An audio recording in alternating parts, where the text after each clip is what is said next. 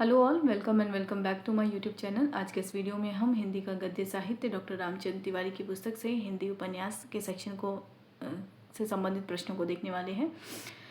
पिछली वीडियो में हमने ऐतिहासिक उपन्यास और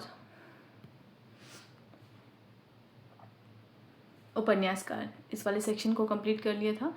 आज के इस वीडियो में हम घटनात्मक उपन्यास तिलिस्मी अय्यारी, घटनात्मक उपन्यास जासूसी, घटनात्मक उपन्यास अद्भुत घटना प्रधान और अनुदित उपन्यास और निष्कर्ष को देखेंगे। ठीक है, तो आज का यह वीडियो हमारा प्रेमचंद पूर्व हिंदी उपन्यास से संबंधित होगा, यानी पूरी तरीके से ये शीर्षक है या ये जो खंड है वह हम आज के वीडियो में ख़त्म करने की कोशिश करेंगे। ठीक है, जो अगला वीडियो होगा वो प्रेमचंद युगीन हिंदी उपन्यास से संबंधित होगा। तो आज हम कोशिश करते हैं ये पूरे जो भी सेक्शन बच गए हैं उनको आज के इस वीडियो में हम कवर कर लेते हैं। ठीक है, तो चलते हैं अपने मेन टॉपिक की ओर। तो आज का टॉपिक है घटनात्मक उपन्यास तिलिस्मी अय्यारी। मैंने कहा था कि घटनात्मक उपन्यास में 3 श्रेणियां हैं, तिलिस्मी अय्यारी, जासूसी और एक घटना प्रधान, है ना। एक मिनट मैं देख भी लेती हूँ साथ ही। हिंदी आलोचना, हिंदी उपन्यास,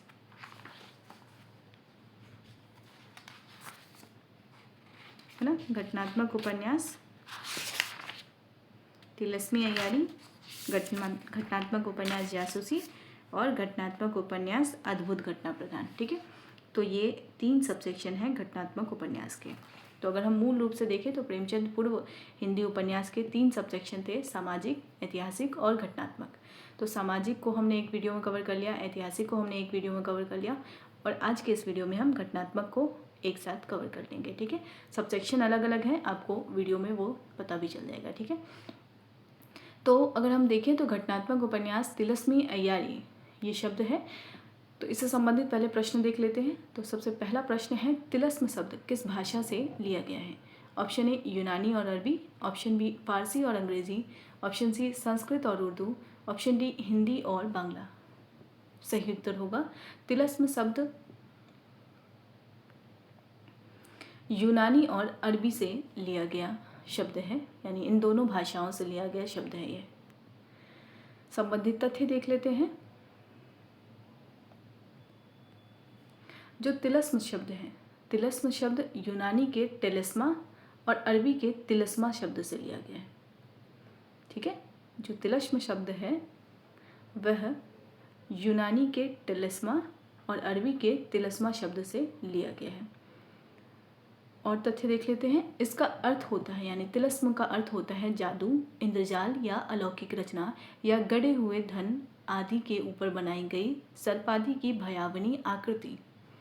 प्राचीन काल में राजा और धनाधीश लोग तिलिस्मी किले और महल बनवाते थे। तिलिस्मी इमारत प्रायः किसी बहुत बड़े खजाने के ऊपर बनवाई जाती थी। प्रायः खजाना गाड़ने वाले के वंश में होने वाला कोई प्रतापी पुरुष ही उसे तोड़कर खजाना प्राप्त करता था। तिलिस्म बांधने में बड़े बड़े ज्योतिषियों, तांत्रिकों, कारीगरों और गुणियों की सहायता ली जाती थी। सामान्यतः जिन उपन्यासों में कथानक द्वारा तिलिस्मी इमारतों को तोड़कर खजाना प्राप्त करने की कथा वर्णित होती है उन्हें तिलिस्मी उपन्यास कहते हैं। तो इस रूप में अगर देखा जाए तो तिलिस्मी क्या होता है, कैसे ये शब्द बना है और इसका क्या अर्थ है, किस संदर्भ में ये प्रयुक्त होता था और उपन्यास के संदर्भ में इसका क्या अर्थ है, ये हमने इसके माध्यम से यानी इस प्रश्न के माध्यम से जाना। अगला जो प्रश्न है वह भी इसी से संबंधित है। तिलिस्मी उपन्यास में नायक को संकट से बाहर निकालने में किसकी मदद मिलती है? ऑप्शन ए सैनिक, ऑप्शन बी अय्यार, ऑप्शन सी गुरुजन, ऑप्शन डी राजा। तो तिलिस्मी उपन्यासों में नायक को संकट से बाहर निकालने में किसकी मदद मिलती है? अय्यार। अगर हम बात करें तो अभी एक मूवी में भी इसी शब्द का प्रयोग हुआ था, शायद उसका नाम मुझे याद नहीं है एग्जैक्ट कि उस मूवी में क्या है, मतलब प्रॉपर क्या नाम है, लेकिन उसमें अय्यारी शब्द का मतलब है कि जो भेष बदल सकता है। ठीक है, तो यह इसी रूप में है कि जो भेष बदल सकता है, जो शत्रु के गढ़ में प्रवेश करके अपने व्यक्ति को या अपने मित्र को बचा ले। ठीक है, तो या फिर उनके भेद को खोल ले या फिर उनके रहस्य का उद्घाटन कर ले, तो ऐसा व्यक्ति जो यह रूप परिवर्तन कर सकता है उसे अय्यार कहा गया था उस फिल्म में। ठीक है, अभी फ़िलहाल हम जानते हैं कि इस अय्यार का सही अर्थ क्या है। ठीक है।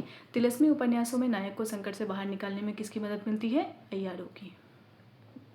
अगला प्रश्न है अय्यार का अर्थ क्या है? ऑप्शन ए तीव्रगामी या चपल व्यक्ति, ऑप्शन बी साधु, ऑप्शन सी राजकुमार, ऑप्शन डी व्यापारी। तो अय्यार का अर्थ क्या है? तीव्रगामी या चपल व्यक्ति। ठीक है, तो वह व्यक्ति जो शातिर हो, तीव्रगामी हो, ऐसे व्यक्ति को क्या कहते हैं? अय्यार कहते हैं। अब जो ये अय्यार शब्द है, अय्यार शब्द भी किसका है? अरबी भाषा का शब्द है, जिसका अर्थ क्या होता है? तीव्रगामी या चपल व्यक्ति। तो हमारे लिए दोनों नाम महत्वपूर्ण हो जाते हैं, यानी तिलस्म वह किस शब्द से बना है? यानी यूनानी और अरबी भाषा का शब्द है, और जो अय्यार है वो अय्यारी अरबी भाषा का ही है। ठीक है, तिलस्म की अगर हम बात करें तो तिलस्म यूनान और अरबी दोनों का है। आपने दोनों ही शब्द को देखा अभी, यूनान और अरबी दोनों का है। और अगर हम अय्यार की बात करें तो अय्यार सिर्फ और सिर्फ अरबी भाषा का शब्द है, जिसका अर्थ होता है तीव्रगामी या चपल व्यक्ति। अगला प्रश्न है हिंदी में तिलस्मी अय्यारी उपन्यासों के प्रवर्तक कौन है? Option A Premchand, option B Devaki Nandan Khatri, option C Balkrishna Bhatt, option D Kishorilal Goswami. सही उत्तर क्या होगा? देवकी नंदन खत्री। ठीक है, बी इसका सही उत्तर होगा कि तिलस्मी और अय्यारी उपन्यासों के प्रवर्तक के रूप में हिंदी में कौन जाने जाते हैं? देवकी नंदन खत्री। संबंधित तथ्य भी देख लेते हैं। श्री देवकी नंदन खत्री के अनुसार, अब हम देवकी नंदन खत्री के अनुसार भी जान लेते हैं। इनके अनुसार अय्यार उसको कहते हैं जो हर एक फन जानता हो, हर एक कला जानता हो, शक्ल बदलना और दौड़ना और उनका मुख्य कार्य है। ठीक है, दौड़ना उनका, शक्ल बदलना और दौड़ना उनका मुख्य कार्य। ठीक है, एक और पुनः हम पढ़ लेते हैं। श्री देवकी नंदन खत्री के अनुसार क्या है? अय्यार उसको कहते हैं जो हर एक फन जानता हो, फन यानी यहाँ पे है कला, हर एक कला जानता हो, और शक्ल बदलना यानी भेष बदलना और दौड़ना इसका मुख्य कार्य होता है। अब इस रहस्य का उद्घाटन या ये जो पंक्ति है वह कहाँ लिखी गई है? तो चंद्रकांता उपन्यास में इन्होंने देवकी नंदन खत्री ने लिखा है। ठीक है, तो यह पंक्ति चंद्रकांता उपन्यास से ली गई है, और उस पंक्ति में खत्री जी ने स्वयं स्पष्ट किया है कि अय्यार ऐसे व्यक्ति को कहेंगे जो हर फन जानता हो और दौड़ना और भेष बदलना उसका मुख्य कार्य होता है। रामचंद्र तिवारी के अनुसार अगर हम देखें तो रामचंद्र तिवारी कहते हैं कि प्राचीन भारतीय राजनीति में गूढ़ पुरुषों का महत्व स्वीकृत होता है। गूढ़ पुरुष अपने राजा का कार्य सिद्ध करने के लिए हर प्रकार का कौशल प्रयोग में लाते थे। अय्यार भी एक प्रकार के गूढ़ पुरुष ही होते थे। तो अगर प्रश्न पूछा जाए कि अय्यार को गूढ़ पुरुष किसने कहा है, तो उत्तर क्या होगा? रामचंद्र तिवारी। या अय्यार की परिभाषा देते हुए किसने कहा है कि वह हर एक फन जानता है और दौड़ना और वेश बदलना उसकी मुख्य क्रिया है या कला है? तो यह कहा है देवकी नंदन खत्री ने। ठीक है, तो अय्यार और तिलस्म से आप परिचित हो चुके हैं। अब हम इसके उपन्यास और उपन्यासकारों को देखते हैं। ठीक है, तो सबसे पहले तिलस्मी और अय्यारी उपन्यास से संबंधित जो उपन्यासकार हैं वो हैं बाबू देवकी नंदन खत्री, क्योंकि आपने प्रश्न भी देख लिया कि ये इनके प्रवर्तक माने जाते हैं ऐसे उपन्यासों के। बाबू देवकी नंदन खत्री की अगर हम बात करें तो इनका समय है 1861 से 1913, जिसमें 1861 इनका जन्म वर्ष है, 1913 इनका मृत्यु वर्ष है। इनके विषय में थोड़ी और जानकारी ले लेते हैं। आपके पूर्वज यानी देवकी नंदन खत्री के पूर्वज लाहौर निवासी थे, किंतु बाद में काशी में आकर रहने लगे थे। काशी नरेश की कृपा से आपको चकिया और नौगढ़ के जंगलों का ठीका मिल गया था, और जब वो जंगल में रहते थे तो वहीं से उनको इस कॉन्सेप्ट के विषय में या इस अवधारणा के विषय में पता चला, और उन्होंने उसको फिर अपनी रचना में उसका प्रयोग करना प्रारंभ किया। ठीक है, अब प्रश्न है देवकी नंदन खत्री का प्रसिद्ध प्रथम तिलस्मी अय्यारी उपन्यास कौन सा है? Option A Narendra Mohini, option B Chandrakanta, option C Bhootnath, option D Virendra Veer. तो देवकी नंदन खत्री का प्रसिद्ध प्रथम तिलस्मी उपन्यास या अय्यारी उपन्यास है चंद्रकांता, बी चंद्रकांता। चंद्रकांता के बाद इनकी कुछ और उपन्यासों को भी हम देखते हैं जो तिलस्मी और अय्यारी से संबंधित है। ठीक है, एक बार हम देख लेते हैं। हाँ ठीक है, तो देवकी नंदन खत्री के अन्य उपन्यासों में सबसे पहला है चंद्रकांता, जिसका प्रकाशन वर्ष है 1888। यह महत्वपूर्ण उपन्यास है, इसका प्रकाशन वर्ष आप लोग ध्यान देंगे। ठीक है, अगला है चंद्रकांता संतति, जिसका 24 भाग है और इसका प्रकाशन वर्ष 1896 है। अगला है नरेंद्र मोहिनी, प्रकाशन वर्ष 1893। अगला है वीरेंद्र वीर 1895, कुसुम कुमारी 1899। एक और रचना है इनकी भूतनाथ, जो कि अधूरा है, यह उपन्यास इनका अधूरा है। ठीक है, हम पुनः इनके उपन्यासों को देख लेते हैं। देवकीनंदन खत्री का प्रथम तिलिस्मी अय्यारी उपन्यास है चंद्रकांता। चंद्रकांता के बाद इन्होंने चंद्रकांता संतति लिखा, जो 24 भाग में है। नरेंद्र मोहिनी, वीरेंद्र वीर, कुसुम कुमारी और भूतनाथ। भूतनाथ इनका अधूरा उपन्यास है। अगला तथ्य है पंडित रामचंद्र शुक्ल के अनुसार पहले मौलिक उपन्यास लेखक जिनके उपन्यासों की सब साधारण में धूम हुई काशी के बाद बाबू खत्रीनाथ थे। काशी के बाबू खत्रीनाथ थे। तो रामचंद्र शुक्ल के अनुसार ऐसा पहला मौलिक उपन्यास लेखक जिनके उपन्यासों को इतना प्यार मिला, तो वो उपन्यासकार थे बाबू देवकीनंदन खत्री। अगला प्रश्न है चंद्रकांता उपन्यास में नायिका कौन है? Option A Vishnupada, option B Chandrakanta, option C Mohini, option D Kusum Kumari. तो चंद्रकांता उपन्यास की नायिका कौन है? तो उत्तर होगा चंद्रकांता। संबंधित तथ्य क्या है? जो चंद्रकांता है वह कौन है? नायिका है विजयगढ़ की राजकुमारी है और नौगढ़ के राजकुमार वीरेंद्र सिंह उसके प्रेमी और उपन्यास के नायक हैं। तो चंद्रकांता उपन्यास की नायिका कौन है? विजयगढ़ की राजकुमारी चंद्रकांता, नौगढ़ के राजकुमार वीरेंद्र सिंह और चंद्रकांता, इन दोनों का प्रेम भी दिखाया गया है। और अगर नायक के रूप में देखें तो वीरेंद्र सिंह नायक भी हैं और इसके प्रेमी भी हैं। अगला प्रश्न है चंद्रकांता किसके साथ एक तिलिस्म में फंस जाती हैं? Option A Mohini, option B Chapla, option C Bhootnath, option D Narendra. तो चंद्रकांता किसके साथ एक तिलिस्म में फंस जाती हैं? तो सही उत्तर है चपला के साथ तिलिस्म में फंस जाती हैं। अगला प्रश्न है तिलिस्मी अय्यारी उपन्यासों की मूल कथा किस विषय पर आधारित होती है? ऑप्शन ए ऐतिहासिक घटनाएं, ऑप्शन बी राजकुमारों और राजकुमारियों की प्रेम कहानियों पर, ऑप्शन सी सामाजिक सुधार पर, ऑप्शन डी धार्मिक उपदेश पर। तो तिलिस्मी अय्यारी उपन्यासों की मूल कथा किस विषय पर आधारित होती है? सही उत्तर होगा राजकुमार और राजकुमारियों की प्रेम कहानियों पर आधारित होती है। अगला प्रश्न है चंद्रकांता संतति में महारानी चंद्रकांता के कितने पुत्रों की कथा वर्णित है? Option A 1, option B 2, option C 3, option D 4। तो चंद्रकांता संतति इनका दूसरा उपन्यास है देवकीनंदन खत्री का। इसमें पूछा जा रहा है कि चंद्रकांता के कितने पुत्र की कथा वर्णित है? तो उत्तर होगा 2, बी इसका सही उत्तर होगा। हम तथ्य भी देखेंगे, फिलहाल इसे प्रश्न के रूप में पहले देखते हैं। अगला प्रश्न है चंद्रकांता संतति में राजकुमारियों द्वारा राजकुमारों को किस उद्देश्य से तिलिस्म में बंद किया जाता है? ऑप्शन ए धन प्राप्ति के लिए, ऑप्शन बी सदा के लिए अपना बनाने के लिए, ऑप्शन सी बदला लेने के लिए, ऑप्शन डी राजनीतिक लाभ के लिए। तो चंद्रकांता संतति में राजकुमारियों द्वारा राजकुमारों को किस उद्देश्य से तिलिस्म में बंद किया जाता है? सही उत्तर होगा सदा के लिए अपना बनाने के लिए। तो तिलिस्म में राजकुमारी क्यों बांधती थी? ताकि वो सदा के लिए उनके बनकर रह सके। अब अगर हम चंद्रकांता संतति की बात करें तो चंद्रकांता संतति में महारानी चंद्रकांता के 2 पुत्रों की कथा वर्णित है। महारानी के 2 पुत्रों को 2 राजकुमारियां प्रेम करती हैं और उन्हें सदा के लिए अपना बनाने के उद्देश्य से एक रहस्यमय तिलिस्म में बंद कर देती हैं। अपने अय्यारों की सहायता से दोनों राजकुमार तिलिस्म को तोड़ने में सफल होते हैं। अब आप अय्यार का मतलब समझ भी रहे होंगे और इसके कथावस्तु के संदर्भ में इसका जो प्रयोग हुआ है वह भी समझ पाएंगे। अपने अय्यारों की सहायता से दोनों राजकुमार तिलिस्म को तोड़ने में सफल होते हैं।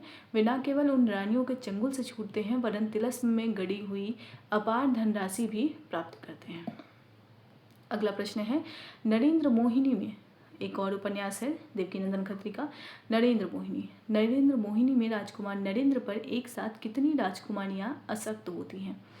Option A 1, option B 2, option C 3, option D 4। Narendra Mohini में राजकुमार नरेंद्र पर एक साथ 2 राजकुमारियां आसक्त होती हैं। तो सही उत्तर क्या होगा? 2। अगला प्रश्न है नरेंद्र मोहिनी में राजकुमार नरेंद्र को कौन सी राजकुमारी तिलिस्म में फंसा लेती हैं? ऑप्शन ए सरल हृदया मोहिनी, ऑप्शन बी अत्यंत धूर्ता और कुटिला राजकुमारी, ऑप्शन सी दोनों, ऑप्शन डी कोई नहीं। तो सही उत्तर क्या होगा? कौन सी रानी तिलस्म में फंसा रहती है? जो अत्यंत धूर्त होती है और कुटिल होती है। तो वो राजकुमारी क्या करती है? नरेंद्र को फंसा लेती है तिलस्म में। तथ्य देख लेते हैं। नरेंद्र मोहिनी में राजकुमार नरेंद्र पर एक साथ 2 राजकुमारियां आसक्त होती हैं। इन राजकुमारियों में एक अत्यंत धूर्त और कुटिला होती है। वह राजकुमार को धोखे में डालकर तिलस्म में फंसा लेती है। अंततः राजकुमार मुक्त होता है और दूसरी राजकुमारी जो मोहिनी है, जो सरल हृदय है, राजकुमार की सच्ची अनुरागिनी है, उसको वह प्राप्त करता है। अगला प्रश्न है, भूतनाथ उपन्यास में किसकी दिलचस्प कथा वर्णित है? ऑप्शन ए चंद्रकांता के पुत्र की, ऑप्शन बी चंद्रकांता संतति के कुशल अय्यार भूतनाथ की, ऑप्शन सी नरेंद्र की, ऑप्शन डी वीरेंद्र सिंह की। तो भूतनाथ उपन्यास में किसकी दिलचस्प कथा वर्णित है? हालांकि ये भूतनाथ उपन्यास इनका अधूरा उपन्यास है। इसमें किसकी कथा दिलचस्प रूप में वर्णित है? वह है चंद्रकांता संतति के कुशल अय्यार भूतनाथ की। यानी जो भूतनाथ है वो मूलतः एक अय्यार है। कौन से उपन्यास के? चंद्रकांता संतति के। और चंद्रकांता संतति के ये जो अय्यार हैं, इनके ऊपर ही एक और रचना कर दी गई है भूतनाथ। ठीक है, इनके विषय में भी जान लेते हैं। कथा वस्तु यानी तथ्य के रूप में देखते हैं। भूतनाथ उपन्यास में चंद्रकांता संतति के ही एक अत्यंत कुशल अय्यार भूतनाथ की दिलचस्प कथा वर्णित है। वस्तुतः इन तिलस्मी अय्यारी उपन्यासों के मूल में राजकुमारों और राजकुमारियों की प्रेम कहानियां ही वर्णित है।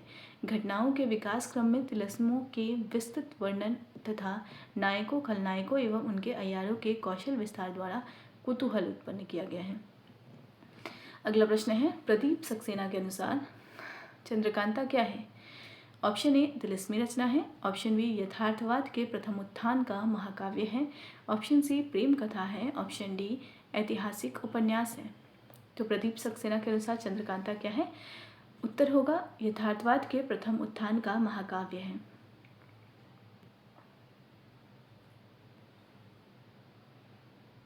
तथ्य देख लेते हैं। खत्री जी के उपन्यासों का पुनर्मूल्यांकन करते हुए प्रदीप सक्सेना ने यह प्रमाणित किया है कि चंद्रकांता यथार्थवाद के प्रथम उत्थान का महाकाव्य है। तो अगर ये प्रश्न पूछा जाए कि किसने कहा है चंद्रकांता यथार्थवाद के प्रथम उत्थान का महाकाव्य है, तो उत्तर क्या होगा? प्रदीप सक्सेना।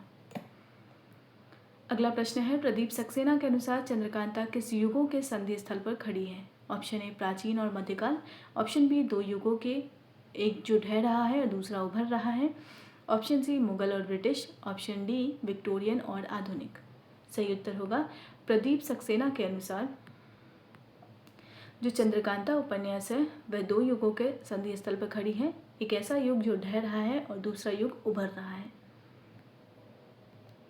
संबंधित तथ्य देख लेते हैं। वस्तुतः चंद्रकांता 2 युगों के उस संधि स्थल पर खड़ी है जहाँ से एक युग ढह रहा है, दूसरा उभर रहा है, एक जा रहा है, दूसरा आ रहा है। तब फिर यह कृति दयनीय महानता की नहीं, उस नई सुबह की पहली दास्तान है जिसमें उस समय के भारत की अंगराइयाँ भी सुरक्षित हैं। तो इस रूप में भी यह जो उपन्यास है वह महत्वपूर्ण हो जाता है। अगला प्रश्न है, प्रदीप सक्सेना ने चंद्रकांता के पुनर्मूल्यांकन के लिए क्या प्रस्तुत किया है? ऑप्शन ए केवल कल्पना, ऑप्शन बी तत्कालीन ऐतिहासिक संदर्भों का विस्तार से वर्णन, ऑप्शन सी धार्मिक व्याख्या, ऑप्शन डी भाषाई विश्लेषण। प्रदीप सक्सेना ने चंद्रकांता के पुनर्मूल्यांकन के लिए क्या प्रस्तुत किया है? सही उत्तर होगा तत्कालीन ऐतिहासिक संदर्भों का विस्तार से वर्णन प्रस्तुत किया है।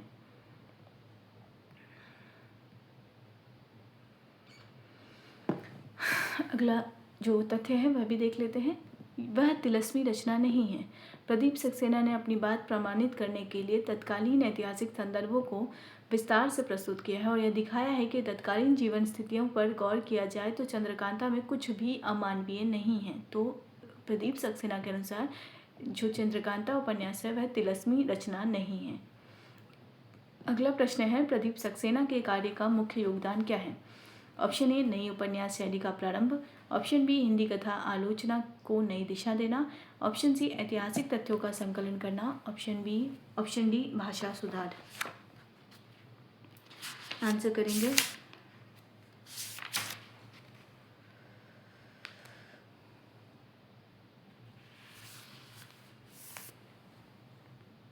सही उत्तर होगा हिंदी कथा आलोचना को नई दिशा देना। यानी प्रदीप सक्सेना का मुख्य उद्देश्य या योगदान क्या रहा है? हिंदी कथा आलोचना को नई दिशा देना। निश्चय ही अगर हम तथ्य देखें तो निश्चय ही सक्सेना जी ने चंद्रकांता और उसकी परंपरा के उपन्यासों पर फिर से सोचने विचारने की शुरुआत करके हिंदी कथा आलोचना को एक नई दिशा दी है। अगले रचनाकार हैं तिलस्मी और अय्यारी से संबंधित उपन्यासों में ही हरिकृष्ण जौहर, श्री हरिकृष्ण जौहर। एक सेकेंड,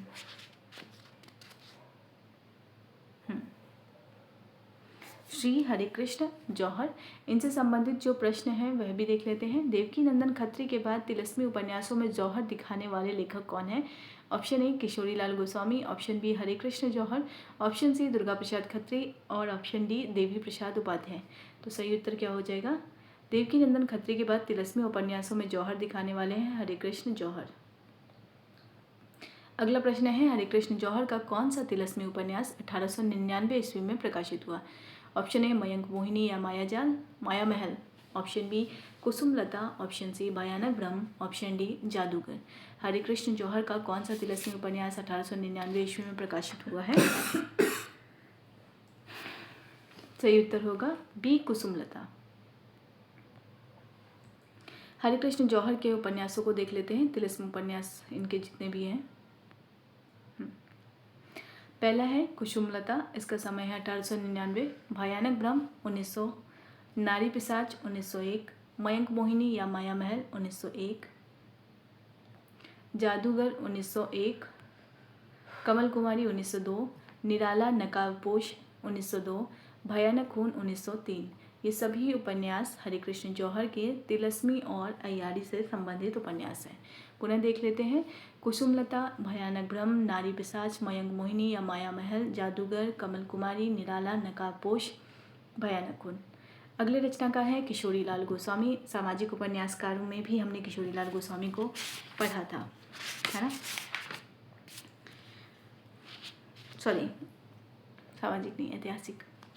ठीक है, ऐतिहासिक उपन्यास में हमने इनको पढ़ा था और अभी हम इनको घटना प्रधान में भी तिलस्मी और अय्यारी से संबंधित उपन्यासों में पढ़ रहे हैं। ठीक है, किशोरीलाल गोस्वामी का तिलस्मी उपन्यास कौन सा है? Option A तिलस्मी Sheesh Mahal, option B पुतली का महल, ऑप्शन सी सुंदर सरोजनी, ऑप्शन डी तिलस्मी बुर्ज।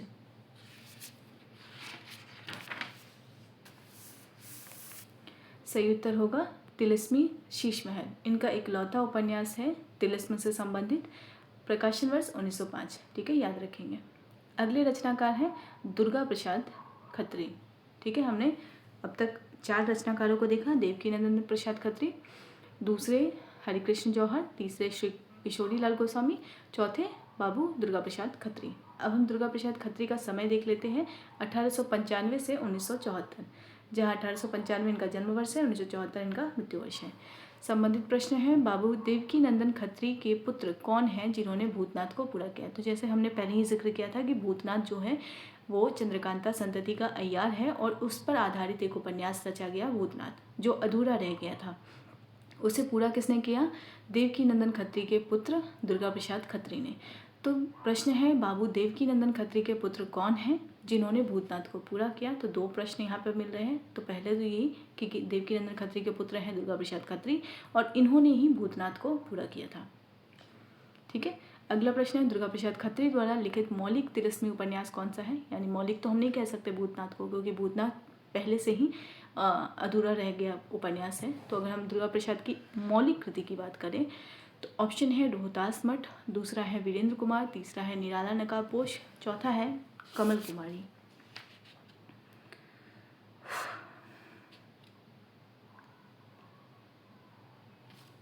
सही उत्तर क्या होगा? रोहतास मठ। दुर्गा प्रसाद खत्री द्वारा लिखित मौलिक तिलस्मी उपन्यास है रोहतास मठ।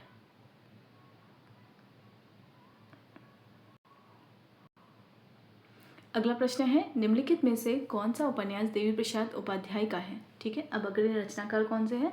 देवी प्रसाद उपाध्याय। ठीक है, ऑप्शन है तिलस्मी Burj, option B Sundar Sarojini, option C पुतली का महल, ऑप्शन डी वीरेंद्र कुमार। निम्नलिखित में से कौन सा उपन्यास देवी प्रसाद उपाध्याय का है? सही उत्तर होगा सुंदर सरोजनी। देवी प्रसाद उपाध्याय का है सुंदर सरोजनी, प्रकाशन वर्ष 1893। अगले रचनाकार है गुलाबदास। निम्नलिखित में से कौन सा उपन्यास गुलाबदास का है? Option A Tilismi Burj, option B Sundar Sarojini, option C पुतली का महल, ऑप्शन डी वीरेंद्र कुमार। ये सभी जो उपन्यासकार हैं वो एक पैसेज में ही लाइन बाय लाइन आते जा रहे हैं, तो उनके लिए कोई अलग से सबसेक्शन नहीं है, उनके एक एक उपन्यासों का ही जिक्र है, इसलिए मैंने इसको ऐसे ही रहने दिया। निम्नलिखित में से कौन सा उपन्यास गुलाबदास का है? Option A Tilismi Burj, option B Sundar Sarojini, option C पुतली का महल, ऑप्शन डी वीरेंद्र कुमार। तो सही उत्तर क्या होगा? तिलस्मी बुर्ज गुलाबदास का उपन्यास है। अगला है विश्वेश्वर प्रसाद वर्मा का। निम्नलिखित में से कौन सा उपन्यास विश्वेश्वर प्रसाद वर्मा का है?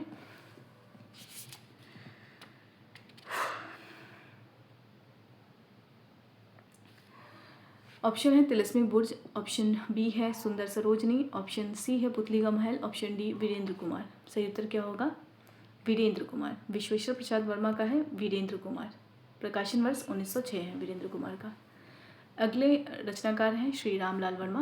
निम्नलिखित में से कौन सा उपन्यास श्री रामलाल वर्मा का है? Option A Tilismi Burj, option B Sundar Sarojini, option C पुतली का महल, ऑप्शन डी वीरेंद्र कुमार। सही उत्तर होगा पुतली का महल।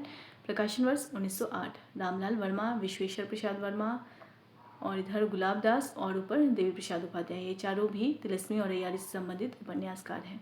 अगला प्रश्न है रामचंद्र शुक्ल ने तिलस्मी उपन्यासों को किसमें नहीं रखा है? ऑप्शन ए गद्य विधा में, ऑप्शन बी साहित्य कोटि में, ऑप्शन सी लोकप्रिय साहित्य में, ऑप्शन डी उपन्यास विधा में।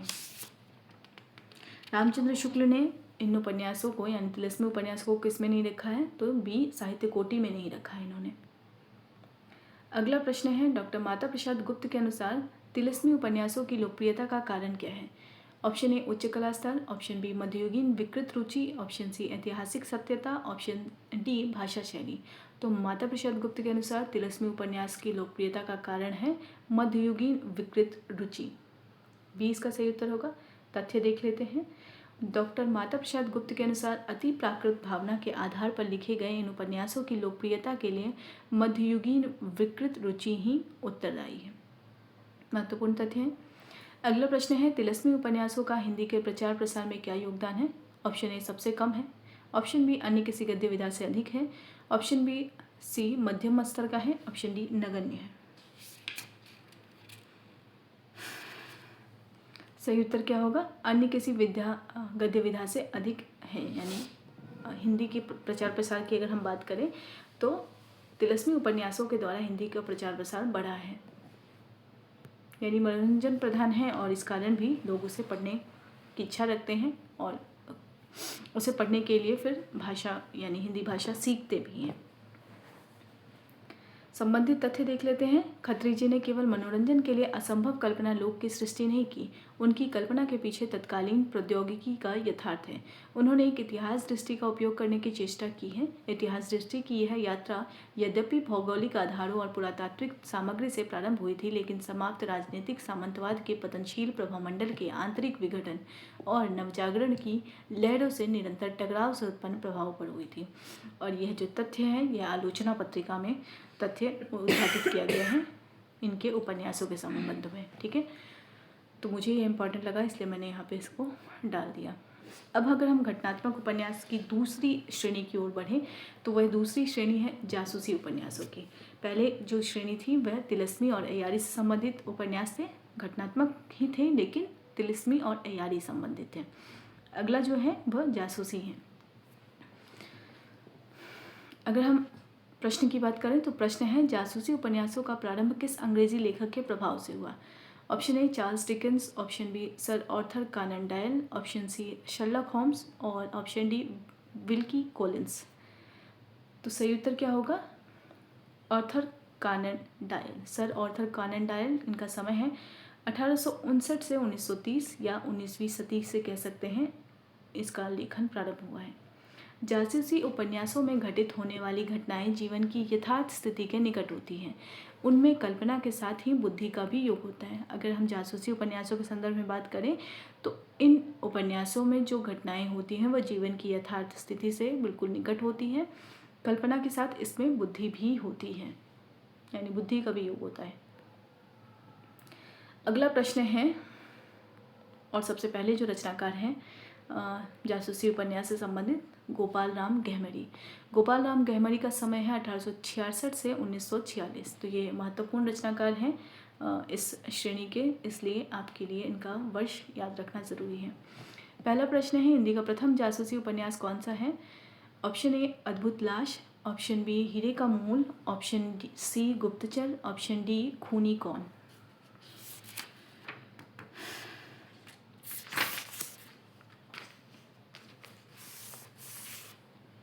सही उत्तर होगा प्रथम जासूसी उपन्यास है हीरे का मोल।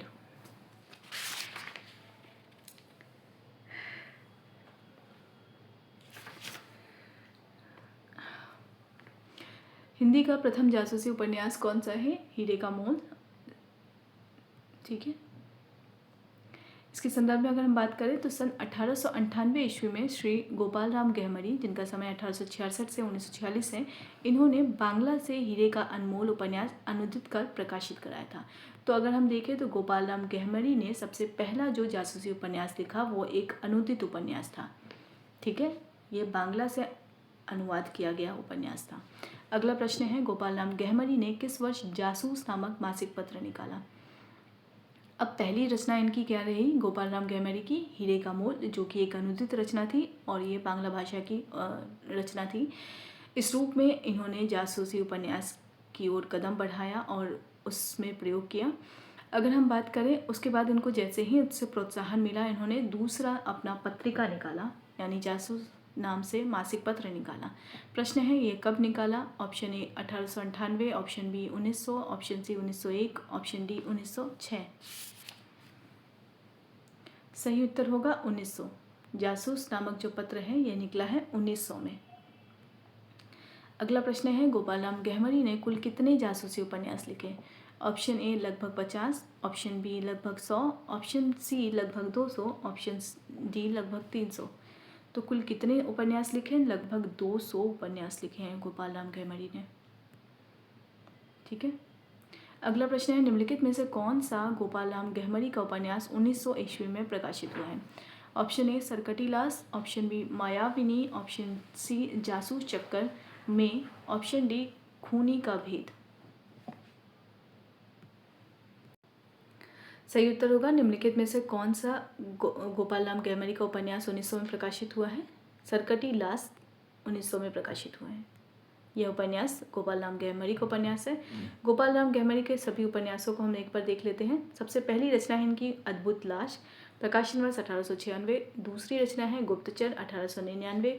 बेकसूर की फांसी 1900 प्रकाशन वर्ष है। सरकटी लाश 1900 प्रकाशन वर्ष है। खूनी कौन 1900 प्रकाशन वर्ष है। बेगुनाह का खून 1900 प्रकाशन वर्ष है। जमुना का खून 1900 प्रकाशन वर्ष है। डबल जासूस 1900 प्रकाशन वर्ष है। मायाविनी 1901 प्रकाशन वर्ष है। चक्करदार चोरी 1901 उपन्यास प्रकाशन वर्ष है। जासूस की भूल 1901 प्रकाशन वर्ष है। भयंकर चोरी 1901 प्रकाशन वर्ष है। जादूगरनी मनोला 1901 प्रकाशन वर्ष है।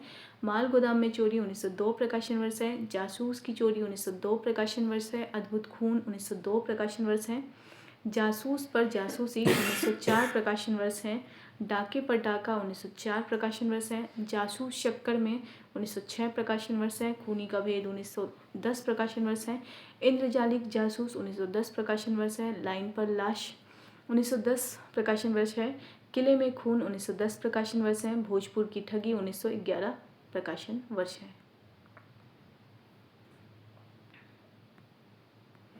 गुप्त भेद 1913 प्रकाशन वर्ष है। जासूस की अयारी 1914 प्रकाशन वर्ष है। एक बार और देख लेती हूँ, कुछ तरह रह तो नहीं गया। जासूस की अयारी, ठीक है। एक बार पुनः हम इनकी रचनाओं को देख लेते हैं सभी। सबसे पहले है गोपाल राम गहमरी की अद्भुत लाश, दूसरा है गुप्तचर, बेकसूर की फांसी, सरकटी लाश, खूनी कौन, बेगुनाह का खून, जमुना का खून, डबल जासूस, मायाविनी, चक्करदार चोरी, जासूस की भूल, भयंकर चोरी, जादूगरनी मनोला, माल गोदाम में चोरी, जासूस की चोरी, अद्भुत खून, जासूस पर जासूसी, डाके पर डाका, जासूस चक्कर में, खूनी का भेद, इंद्रजालिक जासूस, लाइन पर लाश, किले में खून, भोजपुर की ठगी, गुप्त भेद, जासूस की अय्यारी। अगला प्रश्न है जासूसी उपन्यासों की मूल तकनीक क्या है? ऑप्शन ए ऐतिहासिक घटनाओं का वर्णन, ऑप्शन बी जासूस द्वारा भयंकर कांड का रहस्य उद्घाटित करना, ऑप्शन सी प्रेम कथाओं का चित्रण, ऑप्शन डी धार्मिक उपदेश। सही उत्तर होगा जासूस द्वारा भयंकर कांड का रहस्य उद्घाटित करना जासूसी उपन्यासों की मूल टेक्निक या तकनीक कह सकते हैं।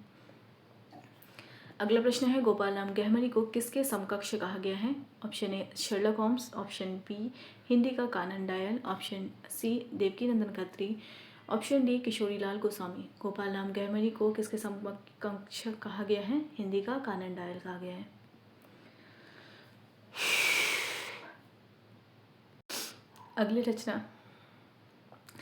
अगले रचनाकार हैं रामलाल वर्मा। ये भी जासूसी उपन्यास से संबंधित है, यानी घटनात्मक उपन्यास में जासूसी की जो दूसरी श्रेणी है उसके अंतर्गत ये रचनाकार आएंगे। ठीक है, इनसे संबंधित पहला प्रश्न है रामलाल वर्मा के निम्नलिखित में से कौन से जासूसी उपन्यास है? Option A Chandrakanta, option B 80,000 की चोरी, option C Kusumlata, option D Rohtas Math. Ramlal Verma के निम्नलिखित में से कौन से जासूसी उपन्यास है? 80,000 की चोरी रामलाल वर्मा का उपन्यास है। इनसे संबंधित उपन्यासों को देख लेते हैं, यानी रामलाल वर्मा के जासूसी उपन्यास हैं चालाक चोर, जासूस के घर खून, जासूसी कुत्ता, 80,000 की चोरी। तो ये सभी उपन्यास जासूसी उपन्यास है और ये रामलाल वर्मा के उपन्यास हैं। अगले उपन्यासकार हैं किशोरीलाल गोस्वामी। किशोरीलाल गोस्वामी से संबंधित अगर हम बात करें तो पहला प्रश्न है किशोरीलाल गोस्वामी का जासूसी उपन्यास कौन सा है? ऑप्शन ए जिंदे की लाश, ऑप्शन बी लंगड़ा खूनी, ऑप्शन सी हमाम का मुर्दा, ऑप्शन डी काला चांद। सही उत्तर होगा जिंदे की लाश किशोरीलाल गोस्वामी का जासूसी उपन्यास है और इसका प्रकाशन वर्ष 1906 है। अगले रचनाकार हैं जयराम दास गुप्त।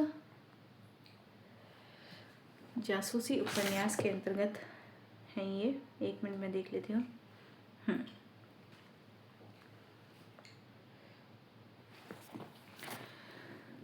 जयराम दास गुप्त हैं। इनका अगर हम देखें तो ऑप्शन है जयराम दास गुप्त का जासूसी उपन्यास कौन सा है?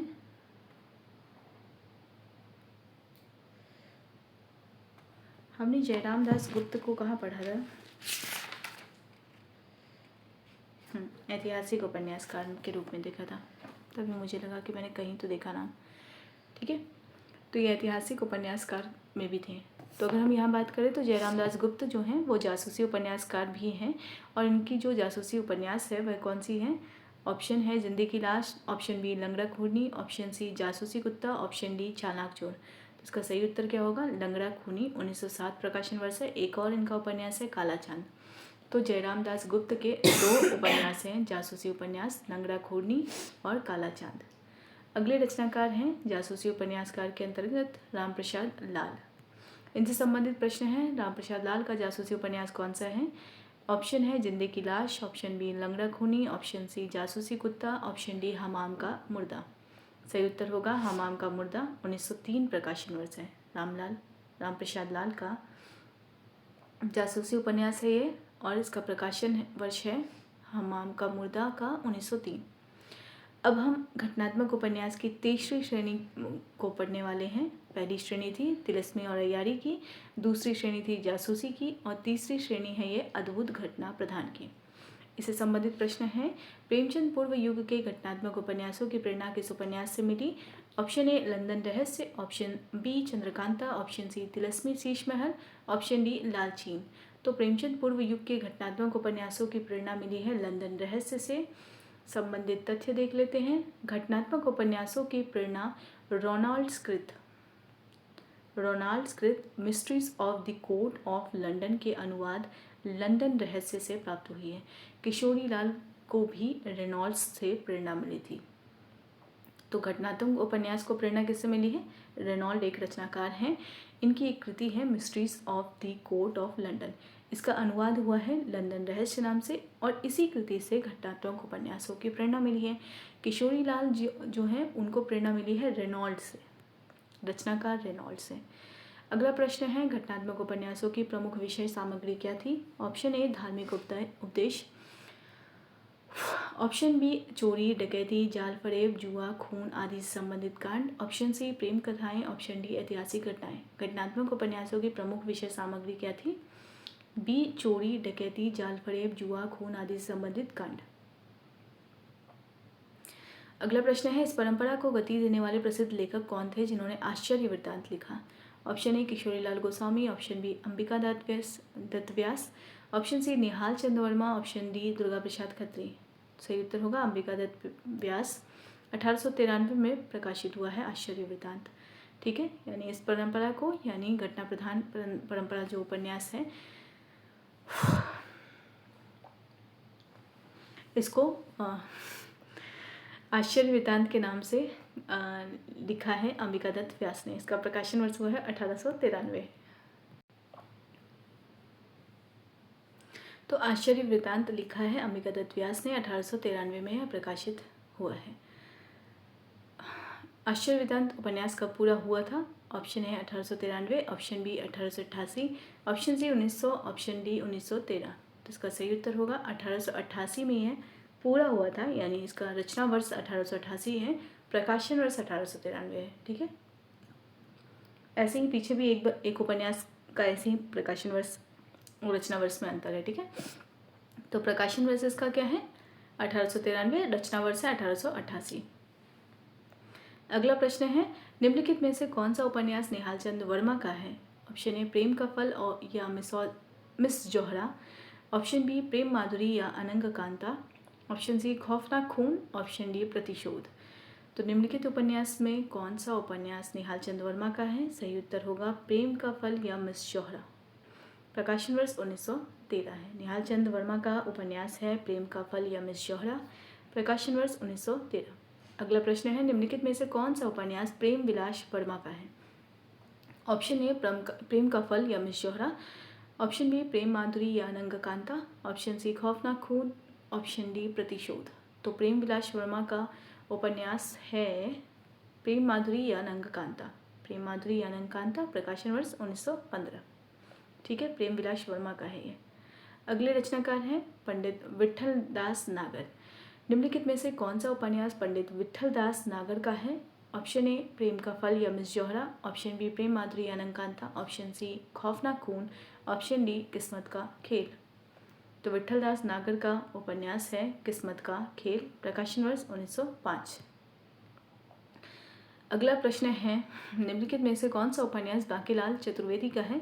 ऑप्शन ए प्रेम का फल या मिस जोहरा। ऑप्शन बी प्रेम माधुरी या अनंग कांता।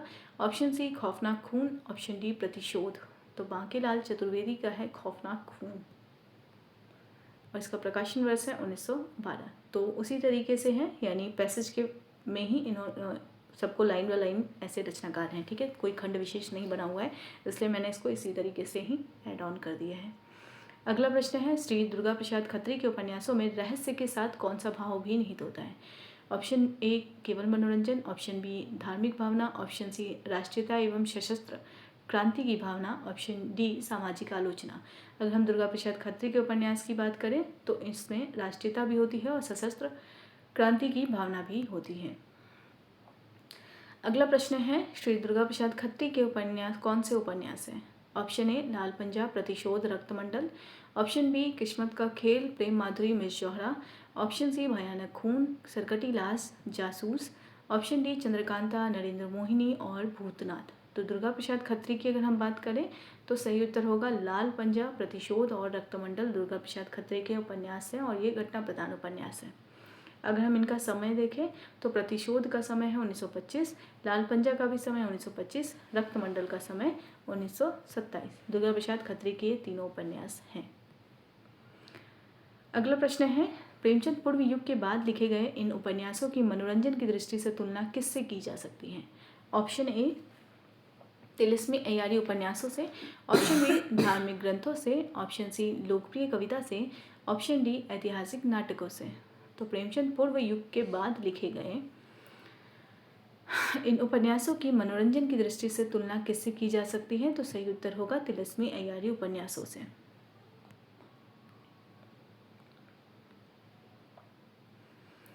ठीक है, अगला जो सेक्शन है, जैसे मैंने बताया कि वर्गीकरण जो है प्रेमचंद पूर्व युग के उपन्यास का वो 3 ही वर्गीकरण है, सामाजिक, ऐतिहासिक और घटना प्रधान। घटना प्रधान में 3 सेक्शन है, जासूसी से संबंधित, तिलिस्मी अय्यारी से संबंधित और घटना प्रधान। अगला जो सब टॉपिक है वो अनुदित उपन्यास का, यानी प्रेमचंद पूर्व युग में जितने भी अनुदित उपन्यास हुए हैं उनके संबंध में है ये। प्रेमचंद पूर्व युग में सबसे अधिक उपन्यास अनुवाद किस भाषा से हुए हैं? Option A Angrezi, option B Marathi, option C Bangla, option D Urdu. तो सबसे अधिक अनुवाद हुए हैं बांग्ला उपन्यास से। ठीक है। अगला प्रश्न है, बंकिम चंद्र चटर्जी जिनका समय 1838 से 1894 है, बंकिम चंद्र चटर्जी के उपन्यास दुर्गेश नंदिनी का अनुवाद किसने किया? Option A Gadadhar Singh, option B Janardan Jha, option C Pratap Narayan Mishra, option D Radha Krishnadas. तो बंकिम चंद्र चटर्जी का जो उपन्यास दुर्गेश नंदिनी है इसका अनुवाद प्रस्तुत किया है गदाधर सिंह ने। ठीक है, तो बंकिम चंद्र चटर्जी का दुर्गेश नंदिनी का अनुवाद किया है गदाधर सिंह ने। अगला प्रश्न है, रमेश चंद्र दत्त। रमेश चंद्र दत्त का समय है 1848 से 1909। इनका उपन्यास है माधवी कंकन। अनुवाद किस वर्ष हुआ है ये पूछा जा रहा है। Option A 1912, option B 1913, option C 1895, option D 1900। सही उत्तर होगा 1912। माधवी कंकन का अनुवाद हुआ है 1912 में। तथ्य है, रमेश चंद्र दत्त कृत बंग विजेता का अनुवाद श्री गदाधर सिंह ने किया है। रमेश चंद्र दत्त कृत बंग विजेता, रमेश चंद्र दत्त की रचना है बंग विजेता, इसका अनुवाद गदाधर सिंह ने किया है। ठीक है, गदाधर सिंह ने एक और किया है दुर्गेश नंदिनी का, और वो है बंकिम चंद्र चटर्जी का उपन्यास। रमेश चंद्र दत्त के माधवी कंकन और राजपूत जीवन संध्या का अनुवाद जनार्दन झा ने किया है। और अनुवाद किया है कब 1912 में माधवी कंकन का और 1913 में राजपूत जीवन संध्या का। तो रमेश चंद्र दत्त के माधवी कंकन और राजपूत जीवन संध्या का अनुवाद किया है श्री जनार्दन झा ने। ठीक है, रमेश चंद्र दत्त के महाराष्ट्र जीवन प्रभात का अनुवाद किया है श्री रुद्र नारायण ने। ठीक है, तो रमेश चंद्र दत्त के उपन्यासों के 3 अलग अलग अनुवाद करता है, एक जनार्दन झा है, दूसरे रुद्र नारायण है और तीसरे गदाधर सिंह है। ठीक है, अगला प्रश्न है, तारकनाथ गांगुली, इसका समय है 1845 से 91। इनका उपन्यास है स्वर्णलता, इसका अनुवाद किसने किया है? Option A Pratap Narayan Mishra, option B Radha Krishnadas, option C Radha Charan Goswami, option D हरित नारायण लाल। तो तारकनाथ गांगुली का यह उपन्यास स्वर्णलता, इसका अनुवाद किया है राधा कृष्ण दास ने। अगला प्रश्न है, पंडित प्रताप नारायण मिश्र ने बंकिम के कौन से उपन्यासों का अनुवाद किया है? तो प्रताप नारायण मिश्र ने बंकिम चंद्र के भी उपन्यासों का अनुवाद किया है। ऑप्शन है राजसिंह इंदिरा, ऑप्शन बी दीप निर्वाण मृण्मयी, ऑप्शन सी चतुर चंचला भानुमति, ऑप्शन डी लैला नरपिशाच। तो राजसिंह इंदिरा का अनुवाद प्रताप नारायण मिश्र ने किया है। साथ ही राधा रानी और युगलांगुरी, इनका भी उपन्यास का अनुवाद किया है प्रताप नारायण मिश्र ने। ठीक, तो बंकिम के 4 उपन्यास राजसिंह इंदिरा, राधा रानी और युगलांगुरी, इनका अनुवाद किसने किया है? प्रताप नारायण मिश्र ने। अगला प्रश्न है, गोपाल राम गहमरी ने निम्नलिखित में से कौन सा बांग्ला उपन्यास अनुवादित किया है? ऑप्शन ए चतुर चंचला, जिसका प्रकाशन वर्ष 1893 है, ऑप्शन बी टाम काका की Kutiya, option C Chhatrasal, option D Kapte Mitra. Gopal Ram Gahmari ने किया है उपन्यास अनुवाद, वह है बांग्ला का चतुर चंचला, जिसका प्रकाशन वर्ष 1893 है। अब हम देखते हैं बाबू गोपाल राम गहमरी ने किन किन उपन्यासों का अनुवाद किया है। चतुर चंचला का 1893 में, भानुमति का 1894 में, नए बाबू का 1894 में, बड़ा भाई का 1900 में, दो बहिन तीन पतहू 1904 में। तो गोपाल राम गहमरी के ये सभी रचनात्मक उपन्यास जो हैं वो अनुदित हैं। अगला जो तथ्य है, श्री राधा चरण गोस्वामी ने दामोदर मुखर्जी के मृण्मयी का अनुवाद किया। तो दामोदर मुखर्जी की कृति है मृण्मयी, इसका अनुवाद किया है राधा चरण गोस्वामी ने। अगला तथ्य है, मुंशी हरित नारायण लाल ने स्वर्ण कुमारी कृत दीप निर्वाण का अनुवाद किया है। तो स्वर्ण कुमारी की रचना है दीप निर्वाण, इसका अनुवाद प्रस्तुत किया है मुंशी हरित नारायण लाल ने। ठीक है, अगला जो तथ्य है वो है, श्री राधा चरण गोस्वामी ने विरजा और जावित्री का अनुवाद प्रस्तुत किया है। बाबू रामकृष्ण वर्मा ने चित्तौड़ चातकी और छत्रसाल नाम से भी अनुदित रचना की है। तो रामकृष्ण वर्मा की 2 रचना है अनुदित, चित्तौड़ चातकी और छत्रसाल। वहीं बाबू कार्तिक प्रसाद खत्री की बात करें तो इन्होंने ईला 1895 और प्रमीला 1896 तथा जया और माधुमती का भी अनुवाद किया है। तो कार्तिक प्रसाद खत्री की 4 अनुदित कृतियां हैं, ईला, प्रमीला, जया, मधुमती। अगला प्रश्न है, मराठी से चंद्रप्रभा पूर्ण प्रकाश का अनुवाद किसने किया है? Option A Lajjaram Sharma, option B Shrimati Mallika Devi, option C Ramkrishna Verma, option D Ganga Prasad Gupta. Marathi से चंद्रप्रभा पूर्ण प्रकाश का अनुवाद किसने किया है? श्रीमती मल्लिका देवी ने। भारतेंदु से प्रेरित होकर इन्होंने किसका अनुवाद किया है? चंद्रप्रभा पूर्ण प्रकाश का। और ये मराठी में रचना थी, इसको अनुदित किया है हिंदी में श्रीमती मल्लिका देवी ने। ठीक है। अगला प्रश्न है, अंग्रेजी से नरपिशाच का अनुवाद किसने किया है? ऑप्शन ए हरे कृष्ण जौहर ने, ऑप्शन बी गंगा प्रसाद वितान ने, ऑप्शन सी महावीर प्रसाद पोद्दार ने, ऑप्शन डी रेनॉल्ड्स ने। अंग्रेजी के नरपिशाच का अनुवाद किया है हरे कृष्ण जौहर ने।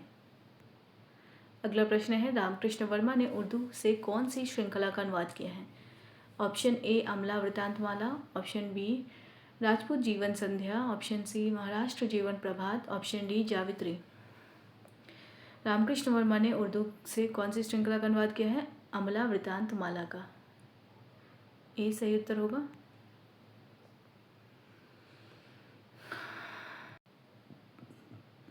रामकृष्ण वर्मा ने उर्दू से कौन सी श्रृंखला का अनुवाद किया है? तो अमला वृतांतमाला।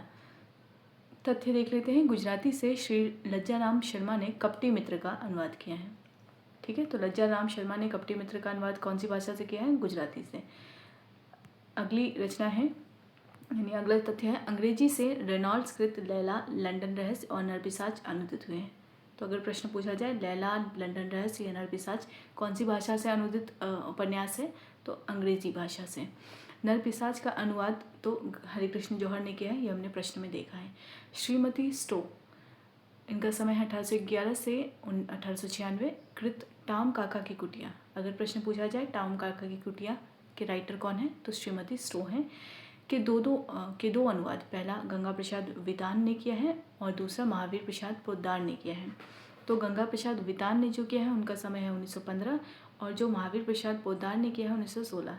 तो टाम काका की कुटिया, इस रचना को 2 लोगों ने अनुवाद किया है, गंगा प्रसाद वितान और दूसरे महावीर प्रसाद पोद्दार। अगला जो तथ्य है वह है, उर्दू से अनुवाद करने वालों में बाबू रामकृष्ण वर्मा एवं श्री गंगा प्रसाद गुप्ता उल्लेखनीय हैं। वर्मा जी ने कुछ अद्भुत घटना प्रधान उपन्यासों अमला वृतांतमाला, कांस्टेबल वृतांतमाला, ठग वृतांतमाला, पुलिस अनुवाद किया है। वृतांतमाला आदि का अनुवाद उर्दू से किया है। श्री गंगा प्रसाद गुप्त ने पूना में हलचल का अनुवाद किया है। ठीक है, तो गंगा प्रसाद गुप्त की अगर हम बात करें तो पूना में हलचल इन्होंने अनुवाद किया है और वृतांतमाला आदि का अनुवाद उर्दू से किया गया है। ये जितने भी वृतांतमाला हैं इन सभी का अनुवाद उर्दू में किया गया है, उर्दू भाषा से। अगला टॉपिक और लास्ट टॉपिक है प्रेमचंद पूर्व युग का, वह है निष्कर्ष। निष्कर्ष में जो प्रश्न है वो प्रेमचंद पूर्व युग में उपन्यास साहित्य की रचना का मुख्य उद्देश्य क्या था? ऑप्शन ए मनोरंजन, ऑप्शन बी नवीन सामाजिक मूल्यों की अभिव्यक्ति, ऑप्शन सी धार्मिक प्रचार, ऑप्शन डी ऐतिहासिक घटनाओं का वर्णन। सही उत्तर होगा नवीन सामाजिक मूल्यों की अभिव्यक्ति इसका मुख्य उद्देश्य था। अगला प्रश्न है, भाग्यवती उपन्यास के लेखक कौन थे? Option A Shraddharam Phillauri, option B Kishorilal Goswami, option C Ambika Dutt Vyas, option D Ganga Prasad Gupta. तो इसका सही उत्तर होगा श्रद्धाराम फुलौरी जो हैं वो भाग्यवती उपन्यास के लेखक हैं। अगला प्रश्न है, हिंदी प्रदेश में नवीन सामाजिक चेतना को जनसाधारण तक पहुंचाने का श्रेय किस आंदोलन को जाता है? ऑप्शन ए सनातन धर्म, option B Arya Samaj, option C Bengal पुनर्जागरण, ऑप्शन डी ब्रिटिश प्रशासन। तो सही उत्तर होगा आर्य समाज आंदोलन को सामाजिक चेतना को जनसाधारण तक पहुंचाने का श्रेय दिया जाता है। इसका जो आर्य समाज का आंदोलन का जो समय है वह 1878 है। अगला प्रश्न है, आर्य समाज से प्रेरित होकर प्रमुख प्रेमचंद पूर्व उपन्यासकार कौन से थे? ऑप्शन ए में है पंडित रुद्रदत्त शर्मा, श्री श्याम किशोर वर्मा, ऑप्शन में एक और है श्री कृष्णलाल वर्मा। तो यही इसका उत्तर हो जाएगा, यानी आर्य समाज से प्रेरित प्रेमचंद पूर्व युग के उपन्यासकार हैं पंडित रुद्रदत्त शर्मा, श्री श्याम किशोर वर्मा और श्री कृष्णलाल वर्मा। अगला प्रश्न है वह है प्रेमचंद पूर्व युग के सामाजिक उपन्यासकार जो सनातन धर्म के समर्थक थे वे कौन थे? ऑप्शन है किशोरीलाल गोस्वामी, लज्जाराम शर्मा, अंबिका दत्त व्यास और गंगा प्रसाद गुप्त। तो इसका सही उत्तर भी यही होगा, किशोरीलाल गोस्वामी, लज्जाराम शर्मा, अंबिका दत्त व्यास और गंगा प्रसाद गुप्त, ये सभी सनातन धर्म के समर्थक थे। तथ्य देख लेते हैं। इन दोनों पक्षों के बीच अयोध्या सिंह उपाध्याय तथा मनन द्विवेदी प्रभृति उपन्यासकार आते हैं जो किसी सुधारवादी आंदोलन के सदस्य नहीं थे। अगर हम बात करें तो अयोध्या सिंह उपाध्याय और मनन द्विवेदी ही ऐसे रचनाकार थे जो किसी वाद या किसी सुधारवादी आंदोलन के सदस्य नहीं थे, किंतु हिंदू धर्म में युगानुकूल परिवर्तन एवं सुधार ये भी चाहते थे। अगला प्रश्न है प्रेमचंद ने उपन्यास का विषय निबंध में किन उपन्यासों की आलोचना की है? ऑप्शन ए ऐतिहासिक उपन्यास, ऑप्शन बी तिलस्मी और जासूसी उपन्यास, ऑप्शन सी प्रेम कथाएं, ऑप्शन डी धार्मिक ग्रंथ। सही उत्तर होगा प्रेमचंद ने उपन्यास का विषय इस निबंध में तिलस्मी और जासूसी उपन्यास की आलोचना की है। संबंधित तथ्य देख लेते हैं। उन्होंने अपने उपन्यास का विषय शीर्षक निबंध में लिखा है मगर आजकल कुकर्म, हत्या, चोरी, डाकों से भरे कुछ उपन्यासों की जैसी बाढ़ सी आ गई है। साहित्य के इतिहास में ऐसा कोई समय न था जब ऐसे कुरुचिपूर्ण उपन्यासों की इतनी भरमार रही हो। कहना ना होगा कि प्रेमचंद का इशारा तिलस्मी जासूसी उपन्यासों की ओर है। इसी निबंध में आगे चलकर आपने कहा है जिन्हें जगत गति नहीं व्याप्ति वे जासूसी तिलस्मी चीज़ें लिखा करते हैं। ठीक है, यानी कि जिनको जगत से सरोकार नहीं वो ऐसी ही रचनाएं करते हैं। ठीक है, तो एक तरीके से देखा जाए तो प्रेमचंद ने इस ओर इशारा ही किया है। अगला प्रश्न है प्रेमचंद के अनुसार उपन्यासों की उस बाढ़ को किस प्रकार वर्णित किया गया है? ऑप्शन ए साहित्य का सुनहरा काल, ऑप्शन बी कुरुचिपूर्ण उपन्यासों की बाढ़, ऑप्शन सी प्रामाणिक कथा साहित्य, ऑप्शन डी सामाजिक सुधार का माध्यम। तो सही उत्तर होगा कुरुचिपूर्ण उपन्यासों की बाढ़ यानी तिलस्मी और उपन्यासों जो जासूसी उपन्यास थे वो कुरुचिपूर्ण थे और इसकी बाढ़ की ओर इशारा कर रहे हैं प्रेमचंद। प्रेमचंद के सहधर्मी साहित्यकार किस तरह के उपन्यासों की प्रतीक्षा कर रहे थे? ऑप्शन है कल्पना प्रधान उपन्यास, ऑप्शन बी यथार्थोन्मुख सजीव प्रेरक विश्वसनीय उपन्यास, ऑप्शन सी ऐतिहासिक उपन्यास, ऑप्शन डी धार्मिक उपन्यास। सही उत्तर होगा यथार्थोन्मुख सजीव प्रेरक और विश्वसनीय उपन्यास की प्रतीक्षा कर रहे थे। संबंधित तथ्य है उनकी प्रतीक्षा का अंत सेवा सदन के प्रकाशन के साथ हुआ, यानी जितने भी समकालीन रचनाकार थे वो इंतज़ार कर रहे थे एक ऐसे उपन्यास का जो यथार्थोन्मुख हो, सजीव हो और विश्वसनीय हो। तो ऐसे ही उपन्यास की प्रतीक्षा समाप्त हो जाती है जब सेवा सदन का प्रकाशन होता है। प्रेमचंद के आगमन के साथ हिंदी उपन्यास साहित्य में एक नए युग का आरंभ होता है। प्रेमचंद इस नवीन युग चेतना के अग्रदूत बने। अगला प्रश्न है प्रेमचंद पूर्व उपन्यासों का हिंदी उपन्यास साहित्य में क्या स्थान है? तो मात्र मनोरंजन के लिए हैं ये या सामाजिक जागृति के प्रेमचंद पूर्व उपन्यासों का हिंदी उपन्यास साहित्य में क्या स्थान है? सामाजिक जागृति के ये वाहक हैं। सही उत्तर होगा बी सामाजिक जागृति के वाहक हैं। तो यहाँ हमारा ये टॉपिक कंप्लीट हो जाता है। प्रेमचंद पूर्व युग हमारा कंप्लीट हो जाता है। प्रेमचंद युगीन हिंदी उपन्यास को हम अगले वीडियो से कवर करना स्टार्ट करेंगे। ठीक है, तो वीडियोस आपको कैसे लग रहे हैं आप कमेंट सेक्शन में ज़रूर बताएं और वीडियो को हाइप करना ना भूलें। और वीडियो को यहीं पे एंड करते हैं। वीडियो को एंड तक देखने के लिए थैंक यू सो मच।